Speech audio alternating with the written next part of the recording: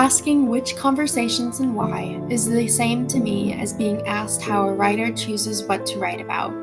Sometimes it seems easy for people to decide this if they're motivated by something specific like racial injustice or environmental urgency. I think I might be selfish in this regard. I use poetry as a way to ask questions of the world around me, of what I witness and what I feel, and it is almost exclusively affected, always, by my personal state of being. I have written travel poetry asking questions about history and culture, but more often than not, I find my poetry to be mostly about what it means to me to be human and how I, in my limited capacity, must cope with the struggles that come with being alive. For one of my longings, I visited UW Bothell campus and pondered upon some work my peer, Raylan Wu, created. With this in mind, I replied to her work using a prompt from Matilda Bernstein Sycamore, which encouraged me to stew in my fears, anger, and anxiety from over the last 2 years. As a result, I wrote Origami Butterfly as a poem about reflecting on one's path while contemplating how I got to be where I am, who I am, today. Is everything that ever happens predestined? Does everything happen for a reason? I don't know. This poem isn't meant to answer those questions. If anything, it equates to something my grandfather used to say. Life happens when you're busy making plans. But in addition, sometimes, just sometimes, no matter how staggering things can seem, the detour can become the scenic route. I also wanted to show that while I could have been bitter about a postponement in my life and education for something outside of my control, I am, instead, proud of the decisions I made that, yes, altered me, but did not inhibit me. I was mostly crisp, the color of eggplant, when I first set foot onto campus. I was almost ready to take flight, expectant of the necessary folds. I was, unfortunately, diverted by life, when sickness settled like tears on paper. I was willingly obligated to accept its creases, and you can see how they have warped me.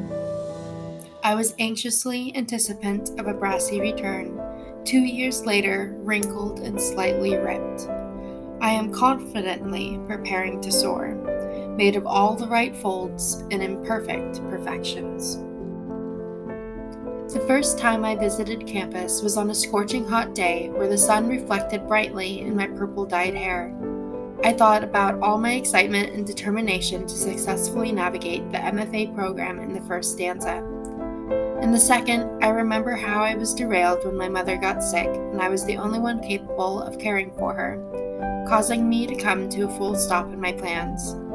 In the 2 years between my first and next visit, I talk about how the events of life has affected me, causing wrinkles, rips, and warping.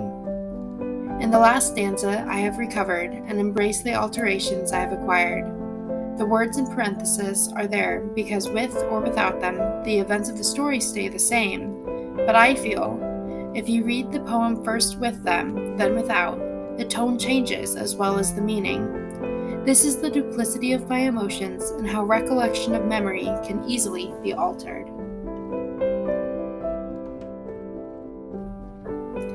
For another longing, I wrote a poem I call Do You Remember What It Was Like? It was inspired by memories featuring Daniels Elementary School and Turnkey Park.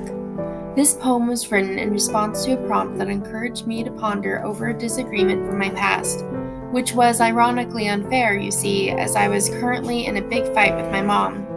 So when I first began the poem I was creating, it was unfair, brimming with unresolved feelings I have with my family, particularly with my mother.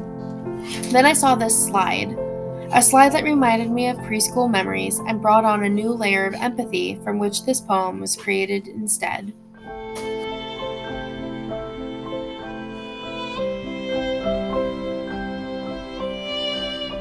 Do you remember what it was like when you had to stretch to reach the door handles?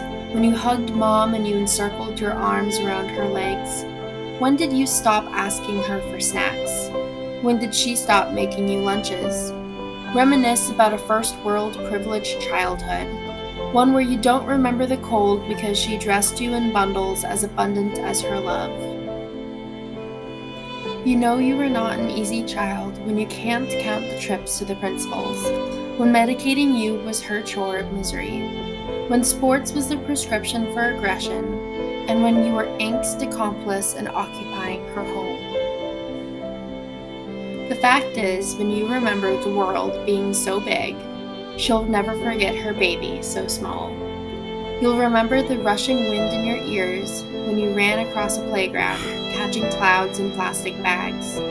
You'll remember scaling the metal monument that's now a slide below your height, 5'5". And she'll remember her tiny goblin scrambling into the bus for school, scrambling off and home into her arms and around her legs.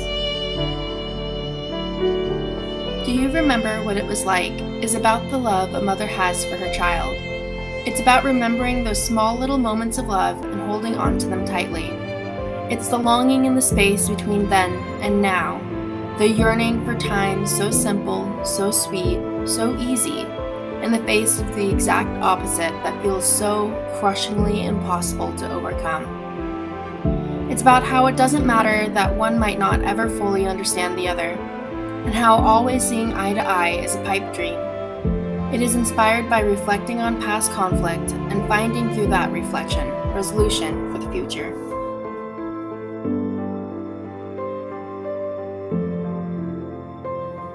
The other longings I wrote throughout this quarter was similar in that I also found myself visiting the past and emerging with a deeper understanding of myself and life in general. So, in summary, my experimentation with the theme of longings resulted in a practice of grounding myself in the discomforts of the past and discovering how multiple approaches with several different lenses can change one's perspective for the future.